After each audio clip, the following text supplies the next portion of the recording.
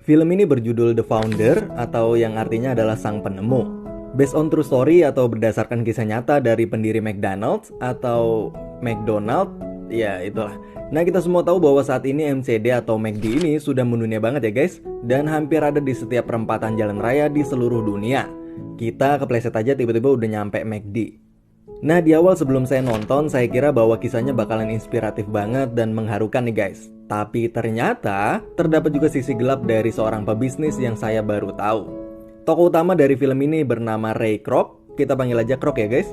Nah, di awal diceritakan bahwa Kroc adalah seorang sales mesin makanan atau mesin es krim, mesinnya sejenisnya, dan sedang kesana kemari untuk menawarkan mesinnya ke para owner pemilik restoran agar bisa memudahkan pekerjaan mereka dan membuat produksi mereka menjadi lebih efisien. Kroc menjelaskan bahwa makna dari istilah telur dan ayam itu sama seperti supply dan demand. Nggak ada ayam kalau nggak ada telur, nggak ada telur kalau nggak ada ayam. Kedua hal itu nggak bisa dipisahkan. Semakin banyak telur, maka akan semakin banyak juga ayam yang lahir. Dan semakin banyak ayam, maka akan semakin banyak juga telur yang lahir. Dia berkata bahwa bila owner restoran itu membeli 5 mesin mixer susu darinya, maka dia bisa membuat susu dengan sangat cepat dan singkat. Lalu orang-orang udah nggak perlu lagi nunggu lama. Akhirnya produksinya bisa meningkat, maka permintaan pasar atau pembeli pun juga akan meningkat. Tapi tawaran Kroc itu ditolak dan Kroc berkata bahwa restoran yang sepi itu akan tetaplah sepi bila tak mempercepat produksinya. Kroc pun keluar dengan membawa mesin itu ke mobilnya.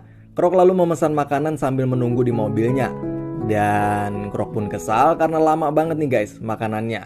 Karena pesanannya itu udah 20 menit nggak jadi-jadi.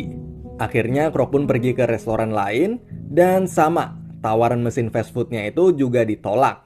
Lalu lagi-lagi Kroc mesen makanan di restoran di deket situ dan lagi-lagi pesenannya lama banget datangnya. Dan pas udah datang ternyata salah pesenan. Kroc yang mesen barbecue malah dikasih menu lain. Kroc pun kecewa dan langsung pergi. Singkat cerita, di sebuah hotel tempat Kroc menginap, Kroc memutar kaset tentang motivasi yang mungkin dia udah dengerin setiap hari. Dan di malam itu dia dengerin lagi sambil terus merenung. Suara dari kaset itu mengatakan bahwa orang yang gigih akan mengalahkan orang yang berbakat, mengalahkan orang yang berpendidikan, dan bahkan mengalahkan orang jenius sekalipun. Rumusnya adalah, bila kita mengubah pikiran kita, maka hidup kita juga akan berubah. Sambil tertidur, Kroc pun terus merenungkan kalimat itu. Singkat cerita, pagi harinya kembali seperti hari-hari sebelumnya, di mana Kroc menawarkan mesin fast foodnya itu tapi ditolak lagi. Lalu Kroc menelpon ke kantornya dan menanyakan soal list-list restoran baru untuk dia kunjungin.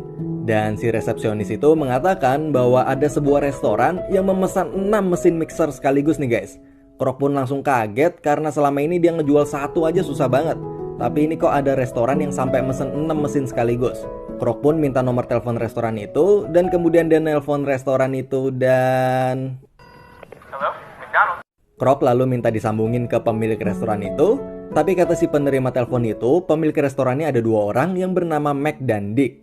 Akhirnya Kroc pun bicara sama Dick, tapi Dick kelihatannya lagi sibuk banget karena lagi banjir pesanan banyak banget. Nah, Kroc pun konfirmasi bahwa apa bener McDonald pesen 6 mesin, tapi Dick bilang salah. McDonald justru pesen 8 mesin nih guys. Kroc pun kaget lalu minta alamatnya. Lalu pas Kroc lihat di peta, alamat tuh McDonald ternyata jauh banget di California. Mungkin kayak dari Jakarta ke Surabaya. Lalu dia pun langsung bergegas pergi ke sana buat nganterin mesinnya. Dan selama di perjalanan dia nggak bisa nahan rasa senengnya karena itu jadi penjualan yang besar banget buat dia. Karenanya unik banget dan berbeda dengan restoran-restoran yang ada selama ini. Tapi Kroc masih nggak tahu nih guys gimana cara makan tanpa piring dan sendok. Maka dia pun merhatiin orang-orang di sana dan ngikutin cara makannya. Gak lama datanglah seorang tukang sapu yang lagi bersih-bersih sampah di halaman depan restoran itu. Dan nyapa Kroc dan nanya gimana rasa burgernya. Kroc pun bilang bahwa itu adalah burger terenak yang selama ini pernah dia makan.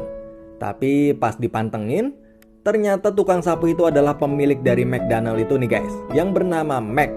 Kalau tadi yang nerima telepon adalah Dick, ini saudaranya yaitu si Mac. Jadi ada 2 orang ya guys. Nah lalu mereka pun kenalan dan si Mac ini ngajak si Kroc buat keliling ke dalam restorannya. Kroc pun keliling ke restoran itu dan ngelihat seluruh kondisi di dalam restoran itu.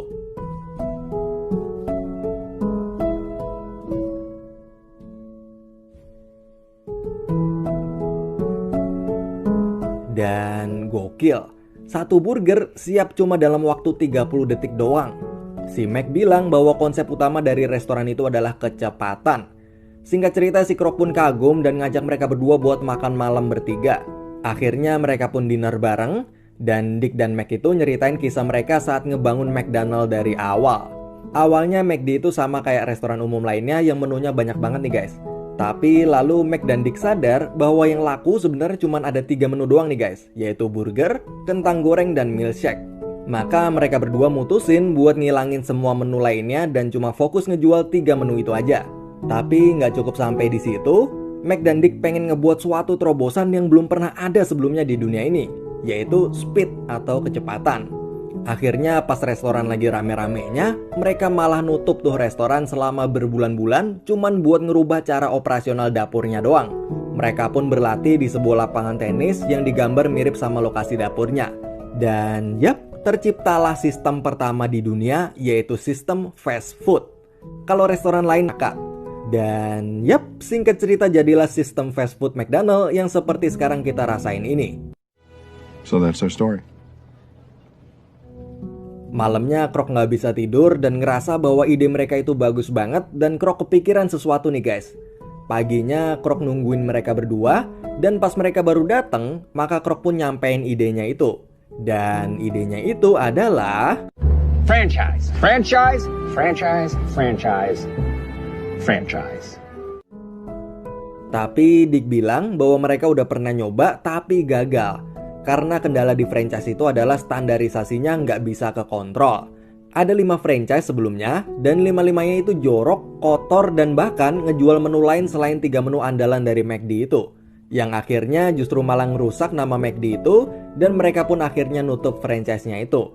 Dan sekarang Mac dan Dick berpikir bahwa lebih baik punya satu restoran yang sempurna daripada punya 50 restoran tapi jelek semua. Debat pun berlangsung antara Krok dan mereka berdua. Dan Krok pun nyuruh mereka buat ngerekrut supervisor buat ngawasin tiap franchise-nya biar standarisasinya tetap kejaga.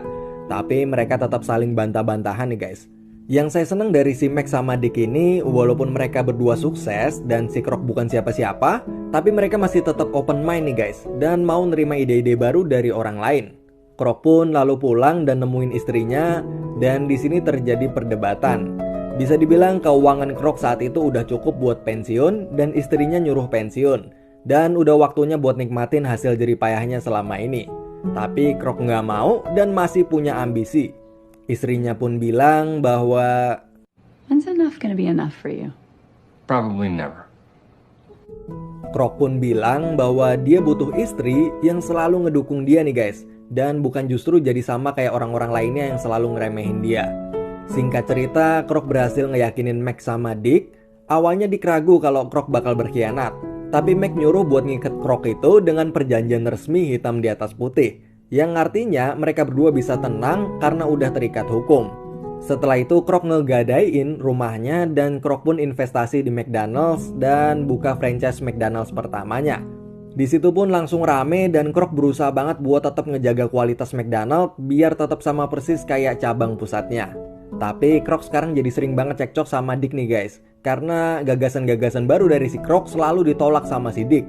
Kayak kerja sama Coca-Cola tapi ditolak Dick dan lain sebagainya. Krok pun marah dan kesel tapi tetap bisa nerima keputusan si Dick itu. Karena maklumin bahwa dulu Dick sempat percaya sama orang lain tapi justru franchise McDonald-nya malah jadi kacau. Jadi sekarang Dick lebih berhati-hati. Lalu setelah cabang pertama franchise Krok itu sukses, Krok nggak berhenti di situ nih guys. Jiwa salesnya terus membara dan kemanapun dia pergi, dia selalu nawarin teman-temannya buat investasi buat buka cabang franchise MCD baru. Alhasil dalam sebulan, Krok berhasil ngebuka 3 cabang franchise sekaligus dari investasi temennya. Tapi pas udah jalan kurang lebih semingguan, pas Krok ngecek kondisi franchise temennya itu, buset kacau banget. Jorok dan gak sesuai standar sama sekali. Krok pun lalu marah-marah dan mutusin buat ngelola sendiri franchise itu tanpa campur tangan investor. Jadi intinya si investor cuman duitnya aja, tapi yang ngelola sekarang tetap semua ada di tangan Krok lah gitu. Lalu suatu ketika, Krok lagi di kantor dan ada seorang Yahudi yang lagi ngejual buku Alkitab nih guys, atau Injil. Lalu Krok nanya, kenapa orang Yahudi ngejual bukunya orang Kristen gitu. Lalu sales Yahudi itu ngejawab bahwa dia butuh duit. Nah dari situ Krog ngerekrut orang yang taat agama itu buat jadi supervisor dan ternyata sukses nih guys. Istri dari supervisor itu juga ngebantu suaminya kerja buat ngepromosiin McDonald dengan ngebagiin permen-permen berlogo McDonald. Dari situ si Krog ngerasa iri karena ngelihat suami istri itu. Dia ngelihat bahwa suami istri ternyata bisa kompak dan saling dukung kerjaan satu sama lain. Sedangkan Krog ngerasa istrinya di rumah nggak ngedukung dia. Krog juga mulai berpikir kalau orang yang taat agama itu cocok banget nih guys jadi supervisor. Karena kalau dia patuh sama agama, maka dia juga akan patuh sama standar di pekerjaannya. Akhirnya Krog pun mulai sekarang ngerubah cara dia ngerekrut orang. Krog udah nggak lagi ngerekrut sembarang orang, tapi dia sekarang ngunjungin gereja, tempat ibadah Yahudi, dan tempat-tempat agama lain buat pidato dan perekrutan karyawan di sana. Di situ banyak banget yang gabung dan ternyata berhasil. Orang-orang yang Krog rekrut dari latar belakang agama itu pada bagus-bagus semua kerjanya. Franchise atau waralaba Krog pun sukses besar dan semua standar operasionalnya dari McDonald itu bisa terjaga dan tetap sama kualitasnya. Nah dari situ Krog pun dapat pelajaran bahwa kunci sukses dalam jalanin usaha adalah rekrutmen yang baik.